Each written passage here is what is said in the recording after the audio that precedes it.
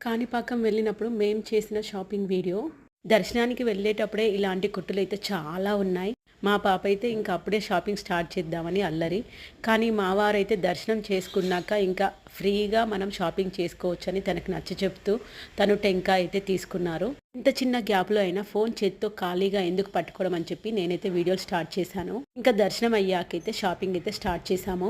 కాణిపాకం అవ్వడం వలన కావచ్చు, అక్కడైతే చాలా రకాల వినాయకుని ఐడియల్స్ అయితే చాలా ఉన్నాయి. చాలా డిఫరెంట్ ప్యాటర్న్స్‌తో కూడా అవైలబుల్‌లో ఉన్నాయి. నేనైతే కొన్ని రకాల బ్రాస్ ఐటమ్స్ ఈ వరలక్ష్మి పూజ టైంలో యూస్‌ఫుల్‌గా ఉంటుందని చెప్పి ఎలిఫెంట్స్, కుబేర దీపం, కామాక్షి దీపం అయితే తీసుకున్నాను. ఇంకా తర్వాత మా పాప కోసం షాపింగ్ అయితే ఇంకా మా పాప అయితే తనకు నచ్చిన ఫేవరెట్ ఐటమ్స్ కోసం సెర్చ్ చేస్తూనే ఉంది.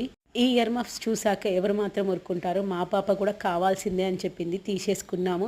అండ్ సీజన్ వైజ్గా అయితే బాగా యూస్ఫుల్గా ఉంటాయి. ఇక్కడైతే వినాయకుని షేప్లో కీ చైన్స్ కూడా అవైలబుల్లో ఉన్నాయి. ఇంకా ఈ శ్రావణ మాసంలో బాగా యూస్ఫుల్ అయ్యేలా ఈ గోమేధిక చక్రాలు తీసుకుందామని అడిగితే చిన్నవైతే 10 రూపీస్, పెద్దవైతే 20 రూపీస్ అన్నారు.